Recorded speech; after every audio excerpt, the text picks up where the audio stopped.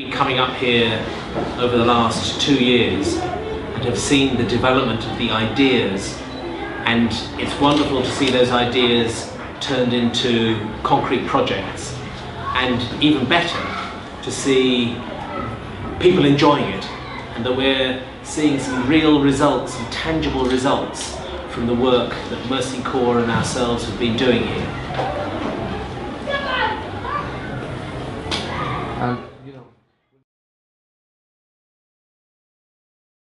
But it's quite clear to me that the need here of providing facilities for Jordanian and Syrian parents, adults, children to get together, whether it's through sport, whether it's through activities, whether it's through debating clubs, this need is going to continue.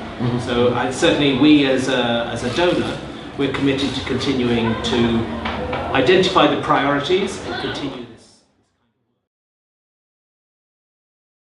Now, the hospitality and the generosity of Jordanians is world famous, and we've seen Jordanian families, Jordanian communities open their doors to Syrians. We've seen Jordanian schools and hospitals open their doors to Syrians, but inevitably, as this crisis continues and as these communities remain in Jordan, there is pressure on hospitals, pressure on schools, just pressure on services, municipal services. So the more we can help those communities, both in terms of infrastructure, we saw a school that we visited today where a nursery, we're building with Mercy Corps, building a nursery, so helping to expand their facilities, but also helping to provide places where Jordanians and Syrians can get together and engage in social activities. So we've built a number of football pitches, we've built playgrounds, we've built extensions to school classrooms, nurseries. These are items which Jordanian community leaders have identified to Mercy Corps, and therefore we're responding to the priorities which Mercy Corps have identified in collaboration and in consultation with community leaders.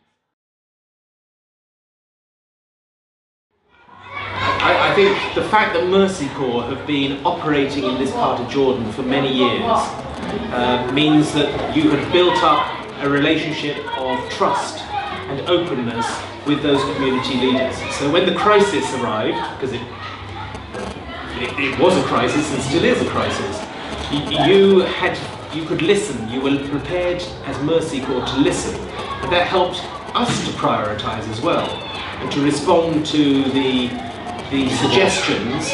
We can't respond to all the suggestions, but respond to the suggestions that they were identifying as to where the gaps were.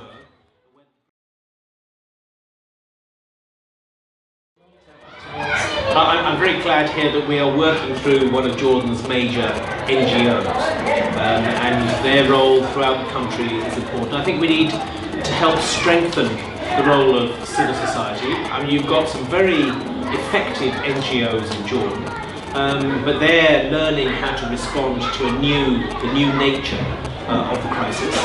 But at the same time, the municipalities have a major need as well. I mean, I've been talking to the governor and the head of municipality of Mafraq for the last 2 years, and I've seen the pressure on just cleaning the streets and providing street lighting and things like that. So there is a separate project that we have with the World Bank to provide funding direct to municipalities, and that's a project where I hope we will see tangible results with new equipment for